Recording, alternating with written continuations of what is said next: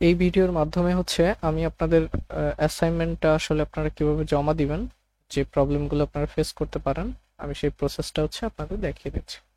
প্রথমত আপনি যে জিমেইল দিয়ে হচ্ছে কোর্স পারচেস করছিলেন সেই জিমেইল অ্যাড্রেসের গুগল ক্লাসরুমে প্রবেশ করবেন। এটার জন্য যদি আপনি গুগল ক্রোম ইউজ করেন তাহলে এখানে আইকন দেখতে পাবেন, বাট যেহেতু এটা আমার ফায়ারফক্স সেজন্য আমি প্রথমে হচ্ছে জিমেইলের ইনবক্সে গেলাম।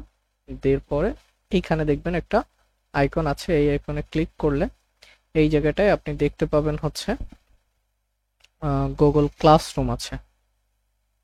গুগল ক্লাসরুমে যে এই গুগল ক্লাসরুমে যদি আপনি এখানে আসেন, এরপরে আপনি এখানটায় আপনি যে ক্লাসরুমে অ্যাক্টিভ মানে যেখানে আপনাকে অ্যাক্সেস দেওয়া হয়েছে সেইটা আপনি দেখতে পাবেন। এখানে আমার অন্য একটা আছে, বাট আমার হচ্ছে এই যে মার্নের ব্যাচ, এটাতে ক্লিক করলাম।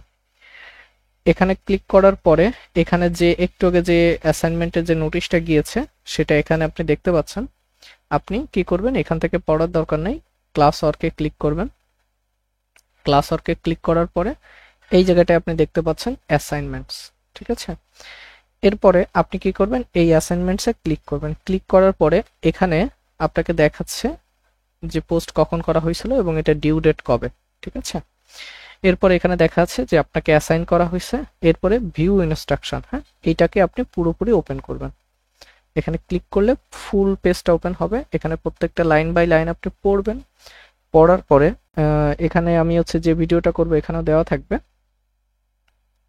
এই জিনিসগুলোকে আমি কপি করে রাখলাম, হ্যাঁ, এটা এই কয়টা জিনিস।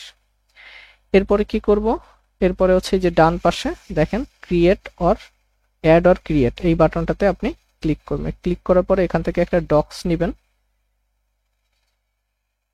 এই ডক্সটা একটু ওপেন হবে, এই যে এখানে তৈরি হয়েছে। এরপরে আবার এখানে ক্লিক করবেন। ক্লিক করার পরে নতুন একটা ডক্স আসছে। এই ডক্সের উপরে যেটা আমি কপি করে রাখছিলাম সেটাকে আমি এখানে পেস্ট করলাম। আচ্ছা, আমি যে কাজটা করি একটু জুম করে নিই, এটাকে আন্ডু করে আবার এখানে পেস্ট দিলাম। দেওয়ার পরে এই অ্যালাইনমেন্টগুলো একটু ঠিক করে নেবেন। এখানে বলতেছে অ্যাসাইনমেন্টের নাম্বার, এটা হচ্ছে 1 নম্বর অ্যাসাইনমেন্ট। আপনার নাম এখানে হচ্ছে লিখলাম সুমন বারুই। এরপরে এগুলোকে একটু সাজায় গুছাই দিবেন, হ্যাঁ, এটাকে একটু ইন্টার দিয়ে নিচে নামাইলাম, এগুলোকে সর্ট করে ফেলি। ওকে, এটাকে এখানে নিলাম সবগুলো করে। এরপরে হচ্ছে আপনার জিমেইল অ্যাড্রেস যেটাতে কোর্স পারচেস করছিলেন, আমি সাপোজ মনে করেন দিলাম জিমেইল gmail.com। এরপরে হচ্ছে আপনি আপনার গিটহাবের লিঙ্কটা এখানে দিবেন। গিটহাব থেকে একটা লিঙ্ক কপি করে নিয়ে আসবেন, মানে যে ইসে আপনি আপলোড করেছেন। জাস্ট আমি দেখানোর পারপাসে আমি এখানে দেখাচ্ছি। মনে করেন আমি গিটহাবে গেলাম, এরপরে মনে করেন এই প্রজেক্টে গেলাম, বা এখান থেকে না গিয়ে মনে করেন এটাই হচ্ছে আপনার প্রজেক্ট, সাপোজ ধরে নেন এইটা প্রজেক্ট, ঠিক আছে। এই প্রজেক্টের উপরে আপনি উপরে একটা লিঙ্ক পাবেন, এই লিঙ্কটাকে নেবেন এবং গিটহাবের লিঙ্কটা যেন অবশ্যই পাবলিক থাকে, এই লিঙ্কটাকে এখানে দিয়ে দিবেন।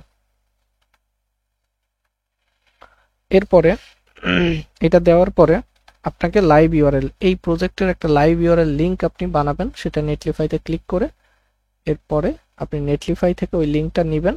নেওয়ার পরে এখানটায় সাপোজ সেই লিঙ্কটাকে আপনি এখানে পেস্ট করে দেবেন, https ক্লোন।